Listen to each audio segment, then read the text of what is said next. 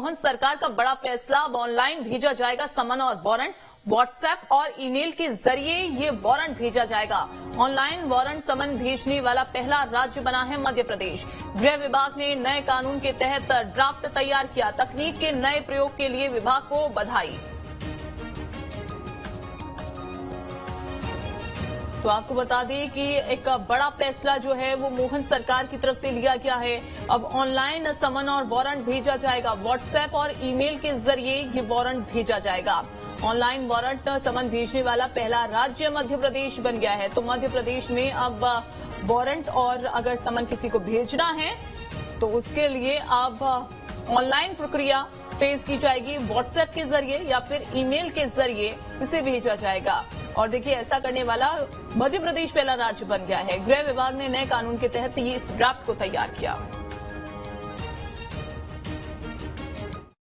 सभी प्रकार के सम्मान तामील कराने के लिए इलेक्ट्रॉनिक तरीके का तकनीक का उपयोग किया जाना चाहिए। ये देश में पहला प्रयोग है जिसमें हमारी न्यायिक प्रणाली में तकनीक का उपयोग लेते हुए सम्मान तामील कराने के लिए, नोटिस तामील कराने के लिए ई तकनीक का सहारा लिया जाएगा, जिसके कारण से त्वरित गति से इन सारी व्यवस्थाओं का पालन किया जा सके। मेरी अपनी ओर से टेक्नोलॉजी के इस नए प्रयोग के लिए विभाग को बधाई। तो बधाई भी फिलहाल यहां पर मुख्यमंत्री देते हुए नजर आए। उन्होंने बधाई दी है और आपको बता दें कि ये अब नया ड्राफ्ट तैयार कर लिया गया है। गृह विभाग ने नए कानून के तहत ड्राफ्ट को तैयार किया है। गौरव हमारे साथ जुड़ गए हैं ज्यादा जानकारी के साथ। गौरव, मध्य प्रदेश पहला राज्य बन गया है। अब वारंट अगर भेजना होगा तो ऑनलाइन भेजा जाएगा ये वारंट, और साथ ही यहां पर अब तकनीक का भरपूर प्रयोग किया जा रहा है।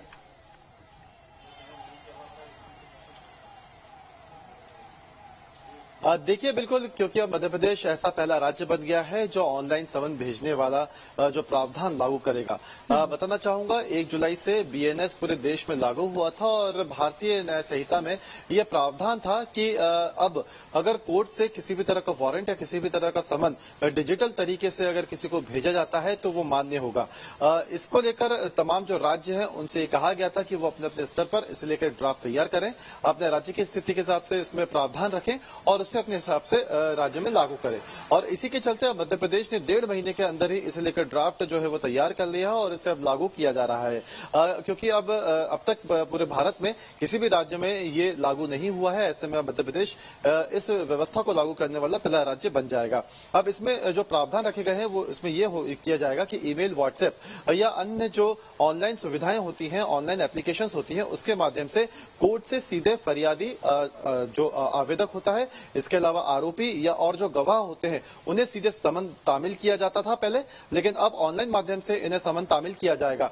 इसमें यह व्यवस्था भी की गई है कि जो लोग ऑनलाइन व्यवस्था नहीं है, जिन लोगों के पास ईमेल एड्रेस नहीं है या जो लोग कोई भी ऑनलाइन एप्लीकेशन नहीं चलाते हैं, उन्हें समन भेजकर देखा जाएगा और अगर समन उनके पास नहीं पहुंचता है तो फिर वो उस स्थिति में मान्य नहीं होगा और ये चेक किया जाएगा कि क्या वाकई में वो व्यक्ति ऑनलाइन सुविधाएं यूज करता था या नहीं करता। लेकिन अगर कोई भी व्यक्ति जो ईमेल एड्रेस रखता है, कोई भी व्यक्ति जो व्हाट्सएप चलाता है, कोई भी व्यक्ति जो ऑनलाइन प्लेटफॉर्म पर है, अगर उसको उस ऑनलाइन प्लेटफॉर्म के माध्यम से किसी भी तरह का समन भेजा जाएगा और वहां पर भेजते ही वो उसे रिसीविंग में मान लिया जाएगा। अब अगर उसके बाद उस तामीली की पालना किसी भी आवेदक, फरियादी, किसी भी आरोपी या किसी भी गवाह के माध्यम से नहीं किया जाता है तो उसे कोर्ट की अवहेलना के रूप में माना जाएगा। देखिए, ये व्यवस्था लागू होने के बाद बहुत सारी समस्या है उसका समाधान होगा, क्योंकि इससे पहले ये देखा जाता था कि जब भी कोर्ट से किसी भी तरह का समन या किसी भी तरह का वारंट जब जारी होता था तो वो किसी भी आरोपी के पास पहुंचते तक काफी ज्यादा समय ले लिया जाता था और ये समय अब लगे नहीं, फौरन इसका इस्तेमाल किया जाए। और चूंकि हम ये भी देख रहे हैं कि किस तरीके से हर चीज डिजिटल होती हुई नजर आ रही है, अब फायदा भी इसमें काफी ज्यादा गौरव रहने वाला है। अब इसका ये भी जानकारी जरा दे दीजिए कि चूंकि इसका एक समय भी होता है कि इतने समय में आपको इसका जवाब भी देना होगा, क्या उसको लेकर किसी और तकनीक का उपयोग किया जाएगा, ये भी बताइए। और साथ ही इससे लाभ कितना ज्यादा मिलने वाला है?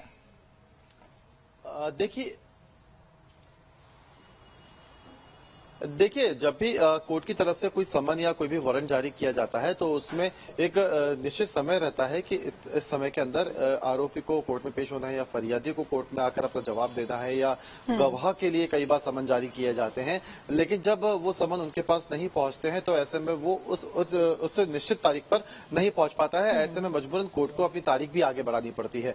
अब जब तुरंत जिस दिन कोर्ट की तरफ से ये वारंट या सम्मन जारी होगा वो उसी दिन या उसके अगले दिन उसको ऑनलाइन माध्यम से जब पहुंच जाएगा तो कहीं ना कहीं ये माना जाएगा कि ये जो सम्मन है उसे रिसीव हो गया है और अब वो अगर उस तारीख पर नहीं पहुंचता है तो कहीं ना कहीं उसे कोर्ट की अवहेलना मानी जाएगी। क्योंकि पहले ये कोर्ट में दलील दे दी जाती थी कि सम्मन उन्हें नहीं मिला है और इसकी वजह से उन्हें कोर्ट के सम्मन की जानकारी नहीं थी। तो कहीं ना कहीं जो अब कोर्ट के आदेश की कई बार इस तरीके से अवहेलना कर दी जाती थी वो अवहेलना अब बंद हो पाएगी। जो कोर्ट की तारीखें कई बार इस वजह से आगे बढ़ जाती थी वो तारीखें अब आगे नहीं बढ़ेंगी। इसके अलावा इसका जो इस्तेमाल है उसकी वजह से पुलिस का भी एक बहुत बड़ा बर्डन रहता था कि उन्हें आरोपी तक या किसी भी तरह से फरियादी तक उस समन को पहुंचाना है या उस समन के बाद अगर जवाब नहीं आ रहा है तो उसके बाद उनको ढूंढना है। तो ये जो एक हेडेक है, ये जो एक बर्डन है पुलिस के ऊपर से हटेगा क्योंकि कोर्ट की तरफ से पोस्ट के माध्यम से ये जो समन है, वकील के माध्यम से समन है वो फरियादियों तक पहुंचता था, आरोपियों तक पहुंचता था। अब ये डिजिटल माध्यम से पहुंचेगा और कहीं ना कहीं इसकी वजह से समय की बचत भी होगी। तो साथ ही साथ ये एक ऐसा रास्ता होगा जिसपे कहीं ना कहीं जो आरोपी होगा या फरियादी होगा या जो गवाह होगा उन्हें कोर्ट में हाजिर होना ही होगा क्योंकि अब अगर वो कोर्ट में हाजिर नहीं होते हैं तो इसे कोर्ट की अवहेलना मानी जाएगी। और बीएनएस में बिल्कुल और समय की बचत हो सके और किस तरीके से हम और ज्यादा डिजिटल हो सकते हैं, फिलहाल तो उस विषय पर भी ध्यान दिया जा रहा है। मध्य प्रदेश ये पहला ऐसा राज्य बन गया है इस तरीके से काम करने वाला। फिलहाल तो बहुत शुक्रिया आपका गौरव जुड़ने के लिए। भोपाल से